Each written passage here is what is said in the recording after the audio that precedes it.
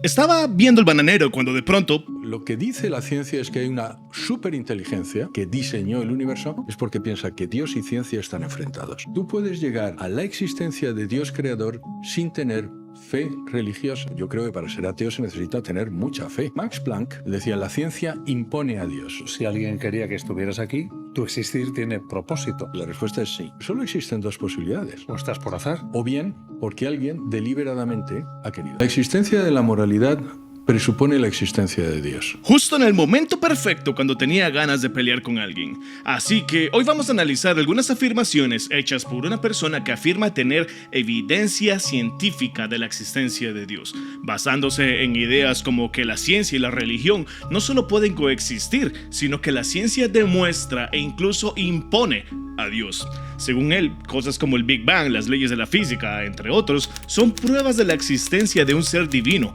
omnipotente, omnisciente y que nos cuida a todos. Ya veremos en qué manera lo enuncia. Lo que veremos aquí no solo son interpretaciones sin base que se presentan como hechos, sino que también entraremos nosotros y examinaremos esas afirmaciones para responderlas con lógica y ciencia. Vamos a demostrar cómo, lejos de confirmar la existencia de Dios, las afirmaciones de este señor no solo son erróneas, sino que carecen completamente de evidencia. Nuestro objetivo aquí no es atacar la fe de nadie, aunque sí, pero más que todo simplemente exponer las falacias que se esconden detrás de estos argumentos. Esa persona es José Carlos González Hurtado, el autor del libro Nuevas Evidencias Científicas de la Existencia de Dios.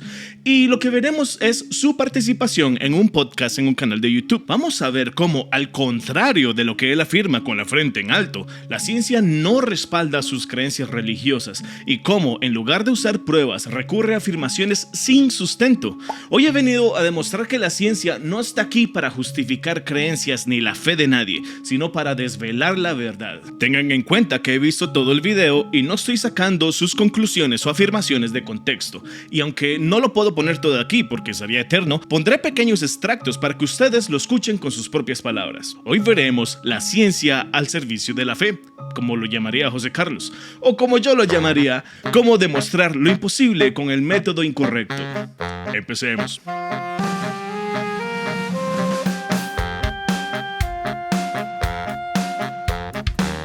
Una persona, la misma persona, no estoy comparando persona A contra persona B, pero la misma persona A contra sí misma es mejor cuando cree. Esto sé que es controvertido, pero vuelvo a decir, no comparo a, ¿sabes? Porque todos me dicen, bueno, yo conozco a Pepi, que es muy creyente y que es muy mala. Sí, yo también, y conozco a Pepi y a Pepa. Hablas de dos versiones de la misma persona. Hablo de la misma persona. Cuando dices mejor, ¿te refieres a más feliz? Primero, más feliz. Y segundo, más moral. Por supuesto, porque la felicidad y la moral dependen de un ser invisible. Primero, el hecho de que alguien sea creyente no garantiza necesariamente que sea más feliz. De hecho, estudios muestran que la felicidad está más relacionada con factores como la salud, relaciones personales, la estabilidad económica y la sensación de control sobre la vida. No seguir a un ser superior que en muchos casos solo ofrece respuestas ambiguas y condenas. Los estudios en ética secular muestran que las personas que no creen en Dios pueden tener un sentido de moralidad incluso más desarrollado, porque la ética basada en la razón y el entendimiento del sufrimiento humano es mucho más relevante que seguir reglas dictadas por libros antiguos. Pero esto se pone peor. Veamos. La existencia de la moralidad presupone la existencia de Dios. ¡Qué bárbaro! Tampoco lo digo yo, lo dice un señor que se llama Peter Singer, que es un filósofo ateo que él mismo dice que efectivamente que no existe moralidad puesto que no existe Dios, y si uno lo piensa, pues tiene razón. La existencia de la moralidad, es decir, el bien objetivo y el no bien objetivo, solo se entienden desde la existencia de un ser superior e infinito que define lo que es bien. La famosa falacia del argumento moralista. Primero, la idea de que la moralidad necesita un ser superior para existir es de hecho un argumento muy problemático. Ya he hablado de esto en otros videos, porque no solo es falaz, sino también completamente innecesario. La moralidad humana, lejos de depender de una figura divina, ha evolucionado con nosotros a lo largo del tiempo, gracias a nuestra capacidad de empatizar, razonar y entender las consecuencias de nuestras acciones. Y si hablamos del bien objetivo, ¿qué significa esto realmente? ¿Que lo que está bien es lo que Dios dice que está bien? Entonces, ¿qué pasa si diferentes culturas y religiones tienen distintas definiciones de lo que es bueno? Esa es una inconsistencia terrible. Un ejemplo perfecto de esto es la esclavitud. Durante siglos, la esclavitud fue considerada completamente aceptable y hasta normal en muchas culturas alrededor del mundo. Desde un punto de vista objetivo, para estas épocas, tener esclavos no solo es moralmente aceptado, sino que estaba profundamente arraigado a la estructura económica y social de diversas sociedades, como el mismo patriarca de las religiones abrahámicas, valga la redundancia, Abraham. En Europa medieval y renacentista, la caza de brujas era una forma de hacer el bien, vista como una manera de proteger a la sociedad de influencias malignas. Miles de personas, especialmente mujeres, fueron torturadas y ejecutadas bajo acusaciones de brujería, todo en nombre de Dios. Hoy esto es visto como un ejemplo de histeria colectiva y persecución injusta. Estos son ejemplos claros de cómo lo que alguna vez fue considerado bueno o normal en el pasado, hoy en día es universalmente reconocido como una injusticia. Si hubiera un ser superior, infinito, dictando lo que es el bien y el mal, y nosotros adquirimos esa moralidad de él, entonces ese ser suele cambiar de bando muy a menudo. Por lo tanto, la afirmación de que solo un Dios puede definir lo que está bien no solo es una falacia, sino también una limitación innecesaria del potencial moral humano. Lo que hacen las personas que son religiosas es darte sentido. Y dar sentido a la otra persona. Yo cuando miraba a Ana digo, mira, la diferencia es que yo veo en ti una obra de eso que yo llamo Dios. Le das importancia. Y por tanto, tienes una dignidad que te confiere eso, que yo no te puedo quitar, que no puedo mermar y que es independiente de mis deseos. Si eres ateo, no lo ves así. El ejemplo de ello es los regímenes ateos que han existido durante el siglo XX. Todos acabaron con la dignidad de la persona. El comunismo, el nazismo, el nacionalsocialismo, todos ellos vieron en la persona un instrumento del Estado o de la raza, porque no vieron en la persona eso que es una criatura de Dios. Por eso cambia completamente la perspectiva. Por supuesto, porque el sentido que da la religión es absolutamente infalible y lo que necesitamos para tener dignidad es ser vistos como criaturas de Dios. ¡Qué conveniente! El argumento de José Carlos es bastante simplista y al parecer ignora toda una serie de atrocidades cometidas en nombre de Dios y por líderes religiosos. Primero, hablemos de las atrocidades históricas cometidas por cristianos que, según él, no pueden haber sucedido, pues los religiosos tienen la perspectiva correcta de que cada ser humano es una obra de Dios. Bueno, si miramos a las cruzadas, veremos cómo miles de personas fueron asesinadas en nombre de Dios y la salvación. El Papa de la época, Urbano II, las promovió como un mandato divino para liberar Jerusalén. Las masacres que se cometieron contra musulmanes, judíos e incluso cristianos ortodoxos fueron escalofriantes y todo esto se justificó con términos religiosos. ¿Dónde estaba la dignidad humana aquí? Ahora, sobre los regímenes del siglo XX, José Carlos nos dice que los regímenes ateos como el comunismo, el nazismo y el nacionalismo destruyeron la dignidad humana porque no veían a las personas como criaturas de Dios. Esto es una completa tergiversación de la historia. Si bien es cierto que algunos regímenes totalitarios del siglo XX, como la Unión Soviética y la China maoísta, se basaron en una ideología atea o secular, no fue la falta de creencia religiosa lo que les llevó a cometer atrocidades, sino más bien el totalitarismo, el control absoluto y la supresión de los derechos humanos. El nazismo, por ejemplo, fue una mezcla peligrosa de racismo, nacionalismo extremo y en algunos casos elementos religiosos. Hitler mismo usaba el cristianismo como un instrumento para manipular y controlar a la población y muchos seguidores, incluidos líderes nazis, eran religiosos. El Kristallnacht y el genocidio de los judíos en nombre de una pureza racial no tiene nada que ver con la falta de creencias religiosas. Al contrario, se basa en una ideología profundamente distorsionada que incluía componentes religiosos y espirituales en sus justificaciones. A lo largo del siglo XX, líderes religiosos como el Papa Pío XII fueron acusados de ser demasiado complacientes con los nazis o incluso de no hacer lo suficiente para detener el Holocausto, a pesar de tener la influencia moral para hacerlo. Es decir, la religión no está exenta de sus propios horrores ni de la manipulación de la dignidad humana. Lo que nos muestra esto es que la dignidad humana no depende de la religión, sino de la capacidad de las personas y las sociedades de reconocer a los demás como seres humanos, con derechos y valores inherentes. El problema de los regímenes totalitarios del siglo XX y las atrocidades cometidas en nombre de la religión no radica en la falta de las creencias en Dios, sino en la deshumanización sistemática. Sin importar tu ideología, cuando se despoja a la gente de su humanidad, se justifica el sufrimiento y la muerte. El ser humano va a seguir siendo el ser humano, haciendo cosas de seres humanos, independientemente de a qué Dios adoran o si es que adoran alguno. Una de las cosas que me he dado cuenta es que la gente de tu generación, y lo suelo decir, hay una estadística del Pew Research en Estados Unidos, la principal razón por la que la gente como tú pierde la fe religiosa es porque piensa que Dios y ciencia están enfrentados. ¿Por qué? Porque yo, que también he tenido tu edad, lo que quieres es ser listo, macho. O sea, tú no quieres ser el tonto. O sea, no, ni el friki. Tú lo que quieres es ser el tío listo. Y de pronto alguien te dice que lo listo es ser ateo. Y te lo dicen una y dos veces. Y había un profesor de universidad que te lo dice. La universidad es una fábrica de ateos de la pera.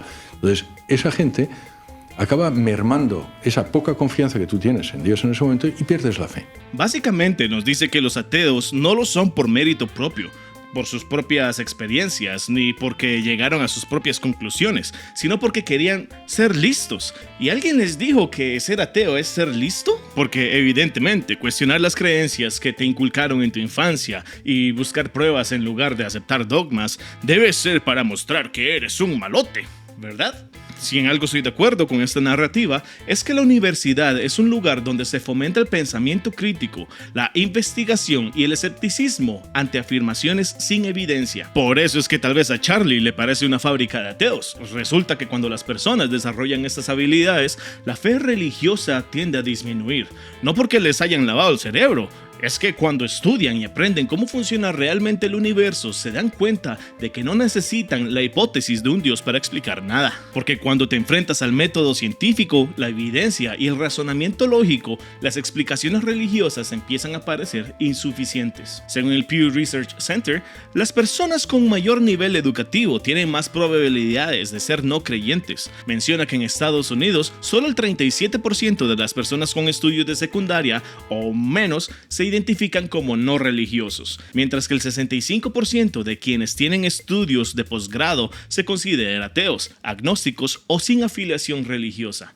Y en campos como la física y la biología, donde se estudia el origen del universo y la vida, ese porcentaje es aún mayor.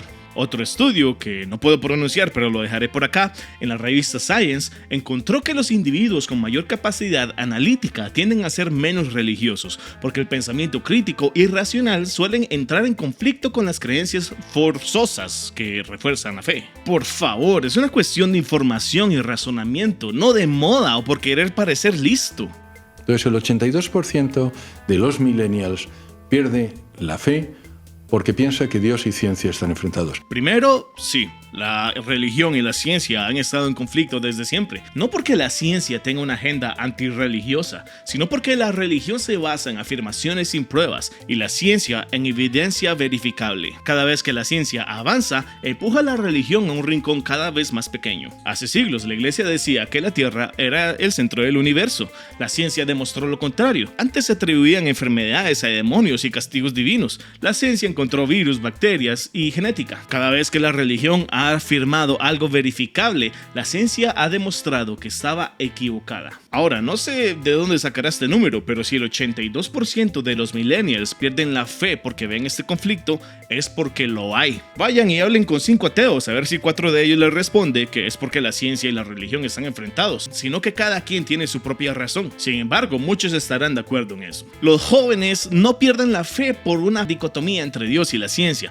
pierden la fe al ver que las explicaciones sobrenaturales no tienen sentido. Y no es un problema de millennials, es un problema de las religiones, que cada vez tienen menos espacio para esconderse detrás de la ignorancia. Dios creó las matemáticas, creó las constantes físicas. Porque las matemáticas y las leyes físicas deben haber sido diseñadas por un ser divino, como si fueran una especie de software cósmico que Dios programó. Primero, las matemáticas no son una creación divina. Las matemáticas son herramientas que los seres humanos hemos desarrollado para describir y entender el mundo que nos rodea. El universo no es matemático, el universo es. no fue creado por un ser sobrenatural. Las matemáticas son un lenguaje abstracto que nosotros usamos para modelar patrones, estructuras y relaciones en la naturaleza. Lo que Dios tenga o no que ver con esto no llega ni al nivel de hipótesis, pues no hay ninguna evidencia para siquiera formular una hipótesis. Las matemáticas existieron mucho antes de que cualquier religión se estableciera, y las leyes matemáticas que observamos en la naturaleza pueden explicarse sin necesidad de un Dios.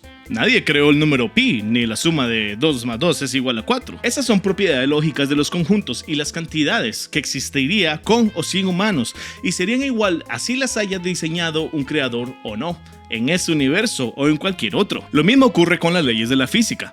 La gravedad no necesita una deidad para funcionar, igual que el agua no necesita permiso divino para hervir a 100 grados. Decir que fueron creadas por Dios es como decir que los mapas crean los terrenos. Pero lo más divertido es la contradicción.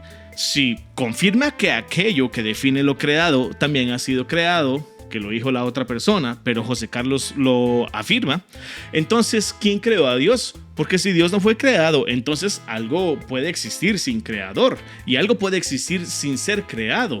Entonces, ¿por qué no el universo mismo? El Big Bang forma parte del modelo cosmológico estándar, es cierto. Señores, acéptenlo. Y es porque se ha intentado darles vueltas para que, bueno, ¿cómo puede ser que tenga un principio? No, porque si tiene un principio, necesita un principiador, ¿vale? Bueno, pues Bordeville y Kinnigood hacen el teorema que se llama el límite del tiempo pasado y demuestra que en cualquier universo o multiverso tiene que haber habido un principio.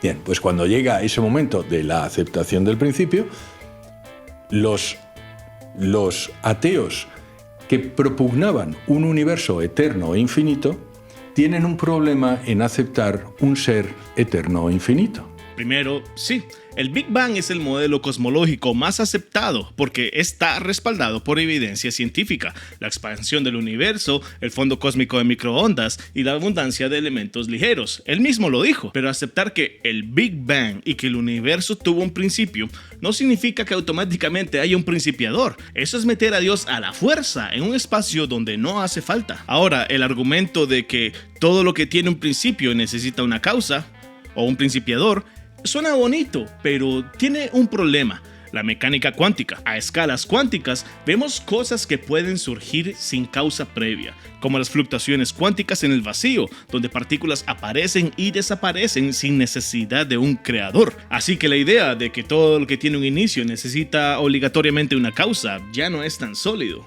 Hay que amar la física cuántica. Luego está la hipocresía lógica. Si todo lo que comienza a existir necesita una causa, ¿quién creó a Dios?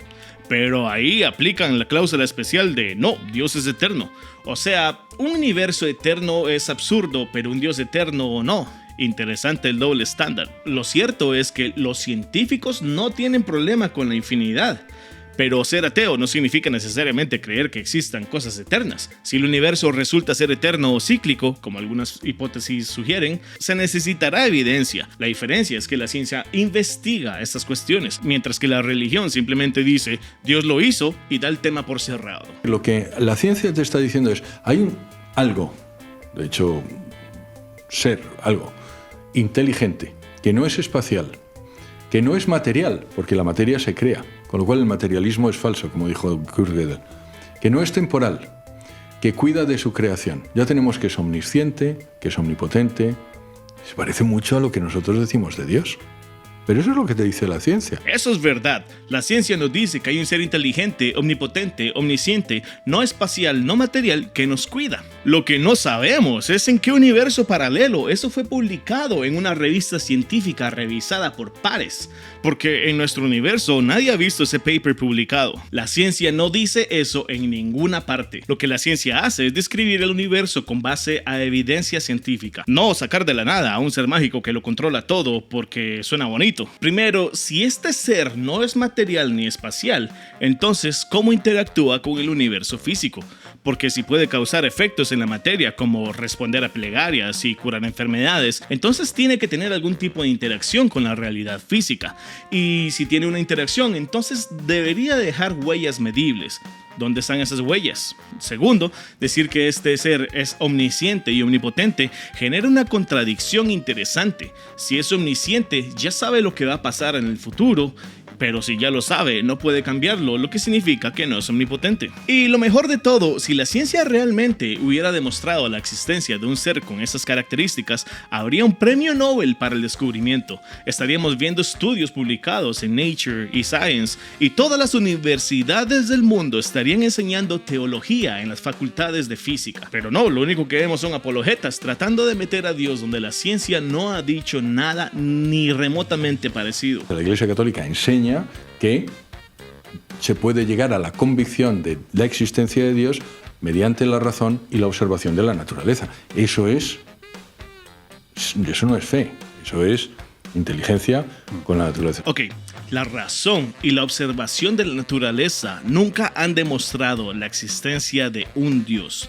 Todo lo contrario, lo que han hecho es reemplazar explicaciones sobrenaturales con científicas. Antes se decía que los relámpagos eran señales divinas, ahora sabemos que son descargas eléctricas en la atmósfera. Antes se decía que Dios creó a los humanos a su imagen y semejanza, ahora sabemos que la evolución explica perfectamente nuestra existencia sin necesidad de magia celestial. Si la naturaleza demostrara la existencia de Dios, entonces la comunidad científica ya habría llegado a esa conclusión, habría un consenso mundial. Los ateos se habrían extinguido y las religiones no necesitarían apologistas desesperados haciendo malabares filosóficos. El problema central es que si la existencia de Dios se pudiera demostrar por la razón, la fe no sería necesaria.